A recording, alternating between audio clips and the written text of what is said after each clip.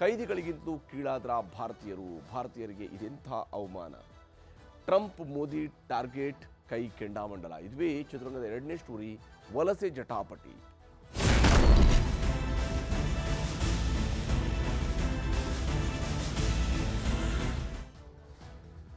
ಅಮೆರಿಕಾದಿಂದ ಭಾರತೀಯರನ್ನ special ಫ್ಲೈಟ್ನ ಮೂಲಕವಾಗಿ, ಅಂದರೆ ಯುದ್ಧ ವಿಮಾನದ ಕಾರ್ಗೋ ವಿಮಾನದ ಮೂಲಕವಾಗಿ ಭಾರತಕ್ಕೆ ಕಳಿಸಿದ್ದಾರೆ.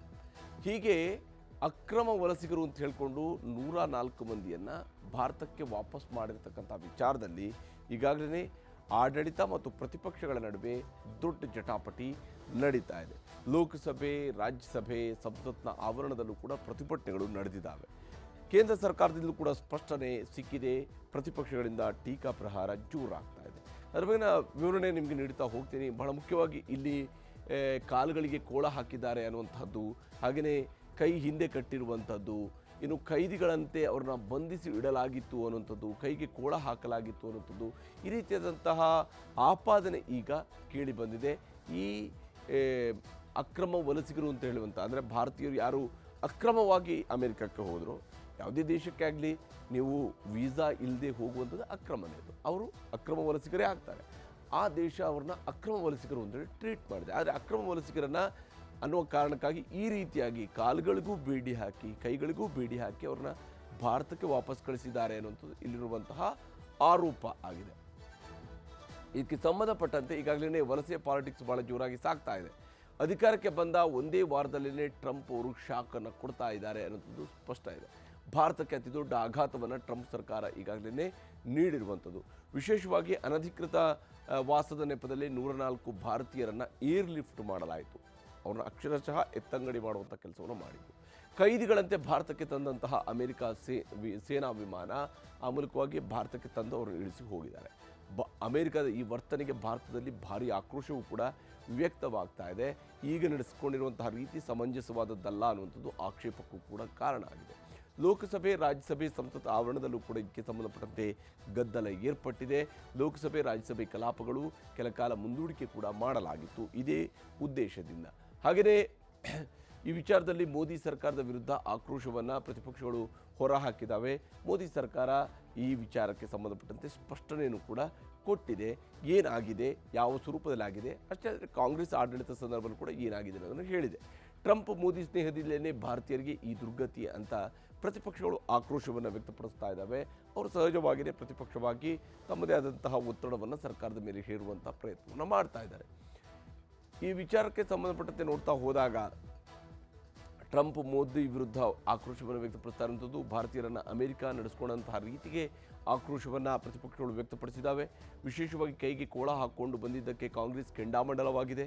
ಯಾವುದೇ ಕಾರಣಕ್ಕಾಗಿ ಕೂಡ ಇದನ್ನು ಸಹಿಸಿಕೊಳ್ಳೋದಕ್ಕೆ ಭಾರತೀಯರು ಸಾಧ್ಯ ಇಲ್ಲ ಅಂತ ಹೇಳ್ತಿದ್ದಾರೆ. ಮಾನವ ಹಕ್ಕುಗಳ ಉಲ್ಲಂಘನೆ ಎಂದು ಕಾಂಗ್ರೆಸ್ನವರು ಆರೋಪವನ್ನು ಮಾಡ್ತಾ ಇದ್ದಾರೆ. ಮಾನವನ ಹಕ್ಕು ಮತ್ತು ಘನತೆ ಇದಕ್ಕೆ ಧಕ್ಕೆಯಾಗಿದೆ ಅಂತೇಳಿ ಭಾರತ ಸರ್ಕಾರದ ಮೃದು ಧೋರಣೆಯಿಂದಲೇ ಅವಮಾನ ಅನ್ನುವಂಥ ಆರೋಪವನ್ನು ಕಾಂಗ್ರೆಸ್ ನಾಯಕರುಗಳು ಮಾಡ್ತಾ ಇದ್ದಾರೆ. ಈ ಅವಮಾನಕ್ಕೆ ಕಾರಣ ಸರ್ಕಾರದ ಧೋರಣೆ ಅಂತೇಳಿ. ಕೈ ಕಟ್ಟಿದ್ದಾರೆ, ಶೌಚಾಲಯಕ್ಕೂ ಬಿಟ್ಟಿಲ್ಲ, ಕ್ರಿಮಿನಲ್ಗಳಂತೆ ನಡೆಸ್ಕೊಂಡಿದ್ದಾರೆ ಅಂತೇಳಿ. ಅಂದರೆ ಫ್ಲೈಟ್ನಲ್ಲಿ ಸುಮಾರು ಅಷ್ಟು ಗಂಟೆಗಳ ಕಾಲ ಟ್ರಾವೆಲ್ ಮಾಡ್ಕೊಂಡು ಬರುವಾಗಲೂ ಕೂಡ ಅವ್ರಿಗೆ ಸರಿಯಾಗಿ ಟಾಯ್ಲೆಟ್ಗೆ ಹೋಗೋದಕ್ಕೂ ಕೂಡ ಫೆಸಿಲಿಟಿ ಇರಲಿಲ್ಲ. ಅಂಥದ್ದೊಂದು ಸ್ಥಿತಿಯಲ್ಲಿ ಅವ್ರನ್ನ ಕರ್ಕೊಂಡು ಬರಲಾಗಿದೆ ಅಂತೇಳಿ. 40 ಗಂಟೆಗಳ ಕಾಲ ವಿಮಾನದಲ್ಲಿ ಬಂಧನದಲ್ಲಿಟ್ಟು ಮಾನಸಿಕ ಹಾಗೂ ದೈಹಿಕ ಹಿಂಸೆಯನ್ನು ನೀಡಲಾಗಿದೆ. US ಏರ್ಫೋರ್ಸ್ನ ಕಾರ್ಗೋ ವಿಮಾನದಲ್ಲಿ ಅವ್ರನ್ನ ಕರ್ಕೊಂಡು ಬರಲಾಗಿದೆ. ಟ್ರಂಪ್ ಮೋದಿ ಸ್ನೇಹ ಬಾಂಧವ್ಯ ಎಲ್ಲಿ ಹೋಯಿತು ಅಂತೇಳಿ ಪ್ರಶ್ನೆಯನ್ನು ಕೇಳ್ತಾ ಇದ್ದಾರೆ. ಎಲ್ಲೂ ಹೋಯಿತು ನಿಮ್ಮ ಬಾಂಧವ್ಯ, ಹೀಗೇನ ನಡೆಸ್ಕೊಳ್ಳೋದು ಅಂತೇಳಿ. ಭಾರತೀಯರನ್ನು ನಡೆಸ್ಕೊಂಡ ಬಗ್ಗೆ ಪ್ರಧಾನಿ ಮೌನ ಯಾಕೆ ಅನ್ನುವಂತಹ ಪ್ರಶ್ನೆಯನ್ನು ಕೂಡ ಕೇಳ್ತಾ ಇದ್ದಾರೆ ಕಾಂಗ್ರೆಸ್ನವರು. ಹೀಗೆ ಒಂದಾದ ಮೇಲೊಂದು ಪ್ರಶ್ನೆಗಳ ಮೂಲಕವಾಗಿ ಭಾರತದ ಗೌರವಕ್ಕೆ ಧಕ್ಕೆಯಾಗಿದೆ ಅಂತ ಹೇಳ್ಕೊಂಡು ಪ್ರತಿಪಕ್ಷಗಳು ಆಕ್ರೋಶವನ್ನು ವ್ಯಕ್ತಪಡಿಸಿದ್ದಾವೆ ಮತ್ತು ಪ್ರಶ್ನೆಗಳ ಸುರಿಮಳೆಯನ್ನು ಸರ್ಕಾರಕ್ಕೆ ಕೇಳ್ತಾ ಇದ್ದಾರೆ. ಭಾರತದಲ್ಲಿ ಉದ್ಯೋಗ ಸೃಷ್ಟಿಯಾಗದ ಕಾರಣಕ್ಕಾಗಿ ಅಮೆರಿಕಕ್ಕೆ ಹೋಗಬೇಕಾದಂತಹ ದುಸ್ಥಿತಿ ಒದಗಿ ಬಂದಿದೆ. ಇವರು ಅಮೆರಿಕಕ್ಕೆ ಹೋಗಿರೋದಕ್ಕೆ ಮುಖ್ಯ ಕಾರಣ ಅಂತ ಹೇಳಿದರೆ ಉದ್ಯೋಗ ಅರಸಿ, ಭಾರತದಲ್ಲಿ ಉದ್ಯೋಗ ಸೃಷ್ಟಿಯಾಗ್ತಾ ಇಲ್ಲ, ಹಾಗಾಗಿ ಅಲ್ಲಿಗೆ ಹೋಗ್ತಾ ಇದ್ದಾರೆ ಅಂತ ಹೇಳಿ. ಇದಕ್ಕೆ ಸಂಬಂಧಿಸಿದಂತೆಯೂ ಕೂಡ ಪ್ರಧಾನಿ ಮೋದಿ ಮುಂದಿನ ವಾರ ಅಮೆರಿಕಕ್ಕೆ ಹೋದಾಗ ಇದನ್ನು ಪ್ರಶ್ನಿಸ್ತಾರಾ, ಅಂದರೆ ಭಾರತೀಯರನ್ನು ಹೀಗೆ ಎತ್ತಂಗಡಿ ಮಾಡಿದ್ದು ಸರಿಯಲ್ಲ ಅಂಥೇಳಿ ಪ್ರಶ್ನಿಸ್ತಾರಾ ಅಂತ ಕೇಳ್ತಿದ್ದಾರೆ. ಕೇಂದ್ರ ಸರ್ಕಾರಕ್ಕೆ ಪ್ರಶ್ನೆಗಳ ಸುರಿಮಳೆಯನ್ನೇ ಗೆರೆದಿವೆ ಪ್ರತಿಪಕ್ಷಗಳ ಸದಸ್ಯರು ಸುರಿಮಳೆ ಗೈತಾ ಇದ್ದಾರೆ ಈ ಒಂದು ಪ್ರಶ್ನೆಗಳ ಮೂಲಕವಾಗಿ. ಇವೆಲ್ಲವೂ ಕೂಡ ಒಂದು ನಡೀತಾ ಇದ್ದರೆ ಜಯಶಂಕರ್ ಅವರು ಇವತ್ತು ಸದನದ ಒಳಗಡೆ ಸ್ಪಷ್ಟನೆಯನ್ನು ಕೊಟ್ಟಿದ್ದಾರೆ. ರಾಜ್ಯಸಭೆಯಲ್ಲಿ ಅವರು ಮಾತನಾಡಿದ್ದಾರೆ, ಸ್ಪಷ್ಟನೆಯನ್ನು ಕೂಡ ಕೊಟ್ಟಿದ್ದಾರೆ. ಕೇಂದ್ರ ಸರ್ಕಾರ ಹೇಳಿದ್ದೇನು ಅನ್ನೋದನ್ನು ನಿಮಗೆ ತೋರಿಸ್ತೀನಿ. ಅಮೆರಿಕ ಸರ್ಕಾರದೊಂದಿಗೆ ನಿರಂತರವಾದಂತಹ ಸಂಪರ್ಕದಲ್ಲಿದ್ದೇವೆ. ಈ ವಿಚಾರಕ್ಕೆ ಸಂಬಂಧಪಟ್ಟಂತೆ ನಿರಂತರ ಸಂಪರ್ಕ ಅಮೆರಿಕ ಸರ್ಕಾರದ ಜೊತೆಗೆ ಇದ್ದೇ ಇದೆ ಅಂತೇಳಿ, ಮತ್ತು ಈ ವಿಚಾರಕ್ಕೆ ಸಂಬಂಧಪಟ್ಟಂತೆ ಅಮೆರಿಕದಿಂದ ಕೂಡ ಮಾಹಿತಿಯನ್ನು ಪಡ್ಕೊಳ್ಳುವಂತಹ ಪ್ರಯತ್ನವನ್ನು ಮಾಡ್ತಾ ಇದ್ದೀವಿ ಅಂತೇಳಿ. ಅಂದರೆ ಯಾವ ಸ್ವರೂಪದಲ್ಲಿ ಭಾರತೀಯರನ್ನು ವಾಪಸ್ ಕಳಿಸಿರೋದ್ರ ಬಗ್ಗೆ ವಿವರಣೆಯನ್ನು ನಾವು ಕೋರಿದ್ದೇವೆ. ಭಾರತೀಯರನ್ನು ವಾಪಸ್ ಕಳಿಸಿರೋ ಬಗ್ಗೆ ನಾವು ವಿವರಣೆಯನ್ನು ಕೋರಿದ್ದೀವಿ. ಅವರು ಯಾವ ಕಾರಣಕ್ಕೆ ಕಳಿಸಿದ್ದಾರೆ, ಹೇಗೆ ಕಳಿಸಿದ್ದಾರೆ, ಯಾವ ಸ್ವರೂಪದಲ್ಲಿ ನಡೆಸ್ಕೊಂಡಿದ್ದಾರೆ, ಇದಕ್ಕೆ ಸಂಬಂಧಪಟ್ಟಂತಹ ವಿವರಣೆಯನ್ನು ಕೂಡ ಈಗಾಗಲೇ ಜಯಶಂಕರ್ ಅವರು ಅಂದರೆ ಜಯಶಂಕರ್ ಅವರ ಸಚಿವಾಲಯ ಅಮೆರಿಕಾದಿಂದ ಕೇಳಿದೆ. ಅಕ್ರಮ ವಲಸಿಗರನ್ನು ತೆರವುಗೊಳಿಸುವಂತಹ ನಿರ್ಧಾರಕ್ಕೆ ಭಾರತದ ಬೆಂಬಲ ಇದೆ. ಯಾವುದೇ ದೇಶದಲ್ಲೇ ಆಗಲಿ ಅಕ್ರಮವಾಗಿ ಯಾವುದೇ ದೇಶದ ಪ್ರಜೆ ಅಕ್ರಮವಾಗಿ ನೆಲೆಸುವಂಥದ್ದು ಅದಕ್ಕೆ ಅವಕಾಶ ಇಲ್ಲ. ಕಾನೂನಾತ್ಮಕವಾಗಿ ಹೋಗಬೇಕು, ಕಾನೂನಾತ್ಮಕವಾಗಿ ಬರ್ಬೋದು. ಅಕ್ರಮ ವಲಸಿಗರನ್ನು ಅಲ್ಲಿಂದ ತೆರವು ಮಾಡೋದಕ್ಕೆ ಭಾರತ ವಿರೋಧ ಇದೆ ಅಂತೇಳಿ ಅಲ್ಲ. ಅಮೆರಿಕಾದಲ್ಲಿ ಅಕ್ರಮವಾಗಿ ಭಾರತೀಯರು ಹೋಗಿ ನೆಲೆಸಿದ್ದಾರೆ ಅಂತ ಹೇಳಿದ್ರೆ ಅವ್ರು ತೆರವುಗೊಳಿಸಬೇಕು. ಅದು ಆ ದೇಶದ ಸಾರ್ವಭೌಮತೆಯ ಪ್ರಶ್ನೆಯೂ ಕೂಡ ಇದ್ದೇ ಇರುತ್ತೆ. ಭಾರತದಲ್ಲಿರುವಂಥ ಅಕ್ರಮ ವಲಸಿಗರನ್ನು ಕೂಡ ತೆರವುಗೊಳಿಸುವಂಥ ಕೆಲಸ ಆಗ್ತಾ ಇದೆ. ಹಾಗೆಯೇ ಕೇವಲ ಅವ್ರದ್ದು ಮಾತ್ರ ಅಲ್ಲ, ನಮ್ಮಲ್ಲೂ ಕೂಡ ಯಾರು ಅಕ್ರಮವಾಗಿ ನೆಲೆಸಿದ್ದಾರೆ ಅಂಥವ್ರು ಕೂಡ ತೆರವುಗೊಳಿಸುವಂಥ ಕೆಲಸವನ್ನು ಕೇಂದ್ರ ಸರ್ಕಾರ ಈಗ ಮಾಡ್ತಾ ಇದೆ ಜಯಶಂಕರ್ ಅವರು ಹೇಳಿದ್ದಾರೆ. ಜಯಶಂಕರ್ ಅವರ ಮಾತನ್ನು ನಿಮಗೆ ತೋರಿಸ್ತೀನಿ. But that national has to request consular access. In many cases, they have not requested, so we were not aware. But in every case, we have obtained passport details, we have checked the verification, we have ensured that they are Indians, and we have had contacts to ensure that that is the case.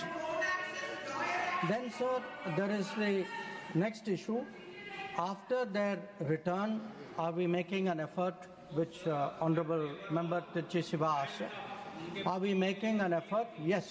In fact, that is why the authorities have been given instruction. ಹೀಗೆ ಕೇಂದ್ರ ಸರ್ಕಾರ ಸ್ಪಷ್ಟನೆಯನ್ನು ಕೂಡ ಕೊಟ್ಟಿದೆ.